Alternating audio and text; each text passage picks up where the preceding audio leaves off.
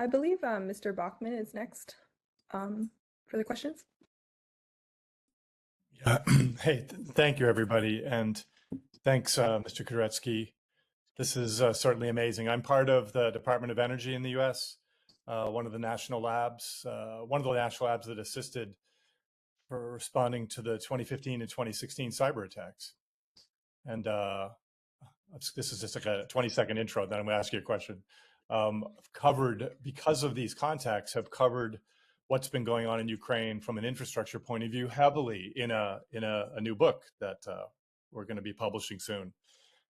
I wanted to ask you, since Mariana's questions pretty much teased out, and your thoroughness of your answer teased out what I was going to ask you too, but I do have a follow-on, which was in this idea of preparation. What do you wish you had done before?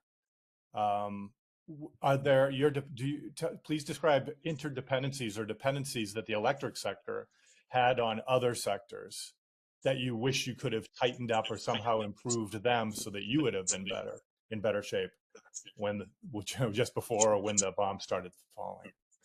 And thank you. Well, thank you very much for this question. Frankly speaking, if you talk about Ukrenergo perimeter, I would not dramatically change the way we were preparing ourselves for this invasion. Russian troops were at the border since roughly the beginning of 2021. So they were there, and as an operator of critical infrastructure, we were trained to prepare ourselves for the worst scenario, right? So I can tell you that, for example, 3 weeks before the invasion, we opened a secret control room in the Western Ukraine to evacuate our national dispatchers if Russians would undertake the full-scale invasion. We accumulated this stock of used auto-transformers just for the case.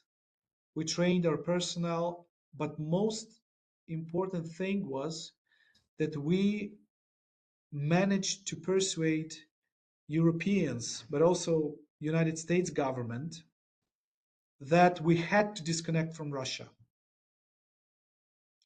It was the most crucial element of the preparation, because if we were, for example, if we were part of the same electric system with Russia now, it would be virtually impossible for us to resist to their attacks. But because we did it, we actually cut off like 60 to 70% of the risks that were associated with this dependency on Russian electric system. However, if we talk about broader picture and interdependency between the electric system and other critical systems, it's very simple and straightforward. And it was described by Russians themselves. Before this campaign, they published announcements that they would bring us to 18th century. And this is true. Without electric system, you may imagine the operation of a society as if it was in 18th century. No water supply, no centralized heating, no mobile connection, no transportation, railways do not work, nothing works. We were in this situation once in November 2022, and many Ukrainian cities were in such a situation locally during this invasion. So basically, that's why Russians put such a high stake on this attacks on electric infrastructure, because for them, if they only succeeded, they would probably win the war, because you cannot resist if you do not have electric supply in your country. So to prepare better, you need to what we did in Ukraine. So we opened like tens of thousands of certain emergency points where people can, if they have a local blackout or national blackout, they can come, switch on recharge their mobile phones.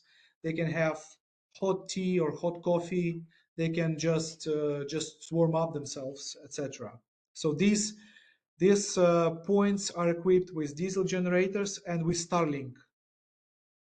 By the way, Starlink was absolutely crucial for electric infrastructure to keep the stable connection between dispatching points.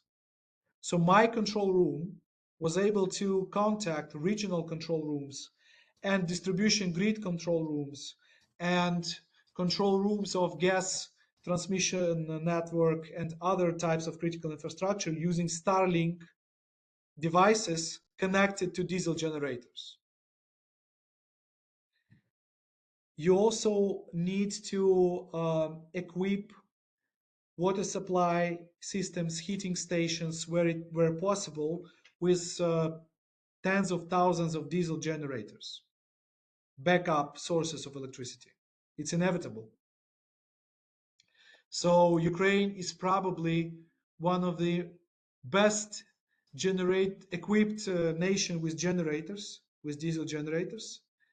And you can spot these diesel generators everywhere. If you walk on Kiev street somewhere during power outage, you would see them everywhere. And this is part of the national resilience as well. This is how we keep our critical systems running, but also businesses running. So critical infrastructure objects, including hospitals, by the way, have to be equipped with diesel generators. But not only equipped, these diesel generators, the crucial thing is to test them, to cut off this hospital from the grid and test how this particular diesel generator is able to provide enough power to the critical systems of the hospital. So you need to test it very, very, very carefully. Because we had we have a case in Odessa in 2023 when the city was almost fully disconnected from the grid because of attacks. And it had a lot of diesel generators, but these diesel generators were not operational because they needed time to actually connect them to the grid, to provide them with fuel. So all these things need to be prepared before something happens. So it's a part of national, I don't know, emergency plan, if you wish. And it's vital. It's absolutely critical. So you need to make sure that local authorities, the governors, mayors of the cities, operators of local infrastructure, critical infrastructure, and operators of national infrastructure are well connected and aligned in their actions. And it takes time and extensive training. Ukrainians had this training, let's say, in the real emergency situation, but it's much better to train beforehand. Thank you. That was amazing. Thanks a lot.